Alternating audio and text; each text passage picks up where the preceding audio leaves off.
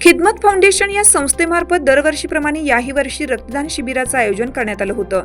याचे निमंत्रण माननीय आमदार राजेंद्र पाटील साहेबांना संस्थेमार्फत 2 दिवस आधी दिले होते, तरी साहेबांनी या कार्यक्रमाला मी 100% येणार असं सांगितलं होतं।